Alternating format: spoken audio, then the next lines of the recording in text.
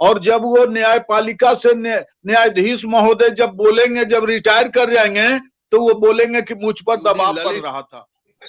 सर्वोच्च न्यायालय का न्यायाधीश रिटायर होने के बाद वेतन, समान कार्य समान वेतन के मामलों में मुझ पर बहुत दबाव था।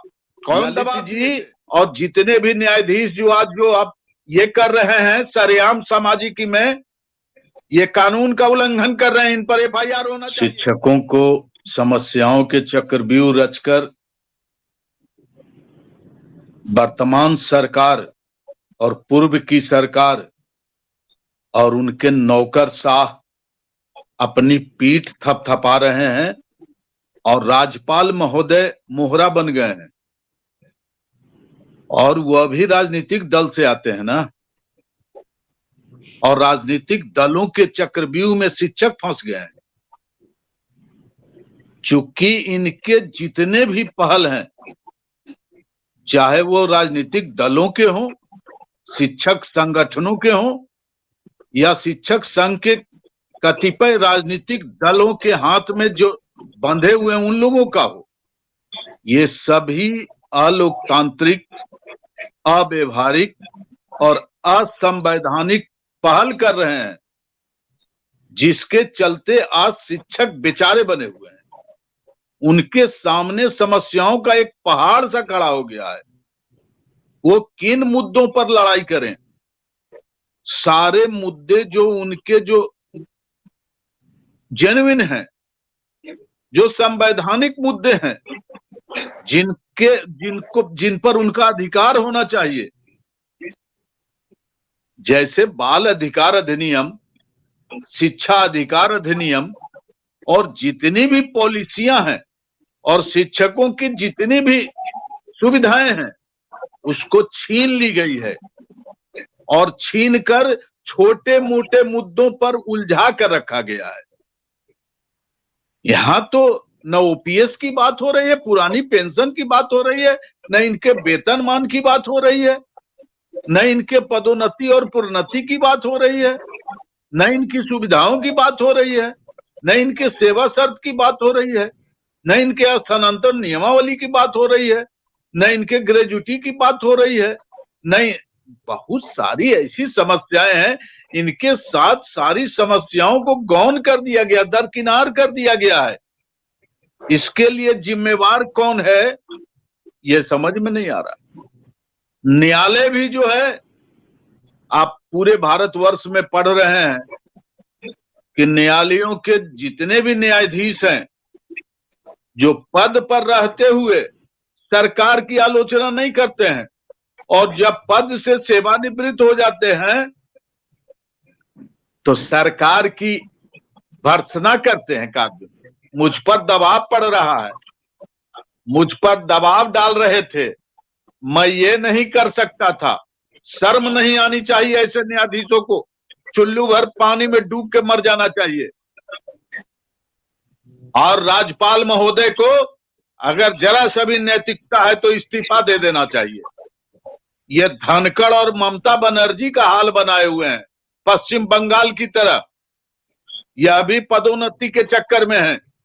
क्यों नहीं एक नौकरशाह ठीक हो रहा इनसे? राज्य के सर्वोच्च पद पर बैठे हुए हैं, जैसे संघों और संगठनों के सर्वोच्च पद पर बैठे हुए लोग सरकार के डर से अभी किस मांद में और बिल में घुसे हुए हैं पता नहीं चलता है। कल विद्यार्थी परिषद के कुछ लोग, जो उसके विद्यार्थी परिषद, अखिल भारतीय विद्यार्थी परिषद के सदस्यों ने एक तांडव किया, नाटक किया है कि इसमें राजनीतिक लाभ ले हम। आपकी सरकार डबल इंजन की सरकार है और चुप बैठी हुई है। पिछले सरकार में विपक्ष के नेता थे और आज सत्ताधारी हो गए, चुप बैठे हैं। अखिल भारतीय विद्यार्थी परिषद लाठी खा रहा है, जेल जा रहा है। इसके पूर्व में भी भाजपा वालों ने नाटक किया।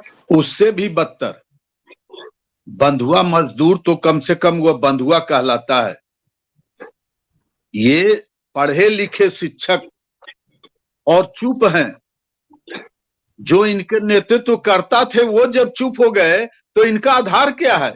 इनको तो ऐसे बांधा है जैसे खूंटे से बैल को बांध दिया है और नाथ भी दिया है, हिल नहीं सकता है। स्थिति वो है कि आपकी आवाज उठाएगा कौन? अरे आपके चैनल पर बोल देते हैं, दूसरे लोग तो बोलने से भी डर रहे हैं। बिहार माध्यमिक शिक्षक संघ और बिहार प्राथमिक शिक्षक संघ ये सक्षमता परीक्षा का विरोध किया, बिना शर्त राजकर्मी का दर्जा मांग की, बीपीएससी का विरोध किया, डोमिसाइल नीति का विरोध किया। और ये जब बातें हो गई तो अभी सब चुप हैं, कहते हैं हमको कोई लेना देना नहीं है, परीक्षा दे सकते हैं नहीं दे सकते हैं। चूंकि इनकी संख्या में बढ़ोतरी हो गई, न्यायालय में भी लोग गए और वहां से भी चुप हो गए। और जब वो न्यायपालिका से न्यायाधीश महोदय जब बोलेंगे, जब रिटायर कर जाएंगे, तो वो बोलेंगे कि मुझ पर दबाव पड़ रहा था। यूडी ललित सर्वोच्च न्यायालय का न्यायाधीश रिटायर होने के बाद वेतन, समान कार्य समान वेतन के मामलों में मुझ पर बहुत दबाव था। कौन दबाव दिए थे? रविशंकर जी कि प्रधान जी कि नीतीश कुमार जी कि भाजपा की सरकार? कौन दोषी है? ललित जी और जितने भी न्यायाधीश जो आज जो अब ये कर रहे हैं सरेआम सामाजिकी में, ये कानून का उल्लंघन कर रहे हैं, इन पर एफआईआर होना चाहिए। कि जब तक ये रहते हैं न्याय की कुर्सी पर, ये सरकार से मिली भगत में होते हैं, सरकार के आदेश के अनुसार चलते हैं। ये तो स्पष्ट हो रहा है। बिहार की जनता देखे कि शिक्षक दोषी है, सरकार दोषी है, या सरकार का नौकरशाह दोषी है। वह भी फ्री में चाह रहा है, उज्ज्वला योजना के तरह हमको भी बैग मिल जाए, हमको भी छात्रवृत्ति मिल जाए, साइकिल मिल जाए, भोजन मिल जाए, उसके साथ अंडा मिल जाए, अब तो सेव मिलेगा। वह भी खुश है, हर कोई खुश है। शिक्षक कहीं से प्रताड़ित हो रहा है, इससे शोषित हो रहा है, इससे संवैधानिक धज्जियां उड़ रही है, संविधान की अधिकारों की धज्जियां उड़ रही है। और जो जो समाज में सामाजिक प्रतिष्ठा पाने के लोग हैं, छात्र क्या सुनेगा? मैं जिस विद्यालय में था, साइकिल का पैसा जैसे कैश मिलता था उसका गार्जियन ले लेता था कि ये मोबाइल ले लेगा, और आज उनके खाते में जाता है। और स्थिति है सबको पोशाक चाहिए, सबको घूस चाहिए। समाज में शिक्षकों के प्रति कैसे उसकी प्रतिष्ठा को धूमिल की जाए, ये प्रयास किया जा रहा है। देखिए, सरकार जो जिस तरीके से तुगलकी फरमान जारी करती है, छुट्टी को लेकर के मामला था कि ग्रीष्मावकाश में जो भी जयंतियां हैं उसको मनाने के लिए या जो भी पर्व त्योहार उसको अलग से छुट्टी वर्णित नहीं किया गया था। वो अवकाश तालिका के जो अधिसूचना थी उसमें वर्णित कि जो बिहार सरकार का कैलेंडर है उसी को लागू कर दिया जाएगा। उसके अनुसार सम्राट अशोक अष्टमी की छुट्टी थी बिहार सरकार के कैलेंडर के अनुसार, और रामनवमी की।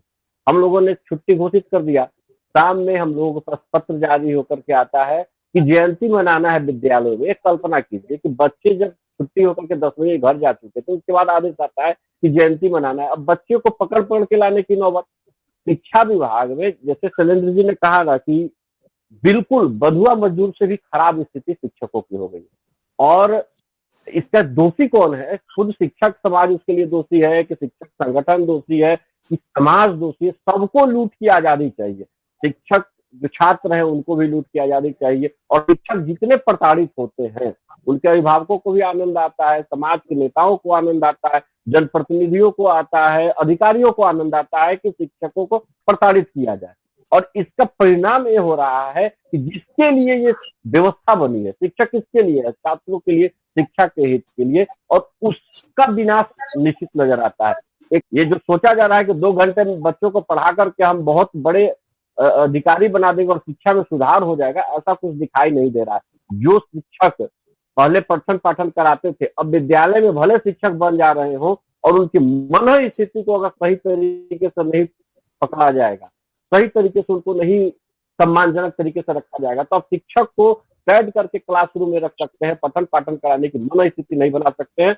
और जिस तरीके से बधुआ मजदूरी की तरफ थोप दिया जाता है कि आपको ये काम कर देना है, आपको 10 कक्षा संचालित कर देना, सबको मिलकर के वारे न्यारे कर रहे हैं। रिजल्ट भी अच्छा आ जाएगा, रिजल्ट क्योंकि देना हम ही को है ना, हम ही करेंगे, हम ही को पढ़ाना है, हम ही को सब कुछ करना है। जांच अधिकारी को भी पैसा चाहिए, जो जांच अधिकारी घूमते हैं उनको पैसे की जरूरत है, क्योंकि ऊपर तक पहुंचाना है। जितने बड़े बड़े योजनाएं चल रही है, लगा तो जब साहब आए थे तो लगा कि भाई बहुत बड़ा सुधार होगा, परिवर्तन होगा, लेकिन अब तो लगता है कि इतनी बड़ी घोटाला, इतना बड़ा समस्या, इतने बड़े बड़े लोग इसमें लगे हुए हैं, चाहे उस समस्या गाड़ने में लोग लगे हुए हो, चाहे वो बेंच डेस्क सप्लाई में लोग लगे हुए हो, और तो और जो आउटसोर्सिंग से लोग बहाल हुए हैं, उनकी प्रक्रिया जानने के बाद एक वाकई फेसबुक पे एक वायरल हो रहा है एक पत्र थाना प्रभारी कोतवाली के नाम पे, जो TRE-1 और TRE-2 BPSC से बहाल लोगों के बारे में FIR करने की बात कही गई, वायरल हो चुका है, पूरे बिहार की जनता उसको देख रही है।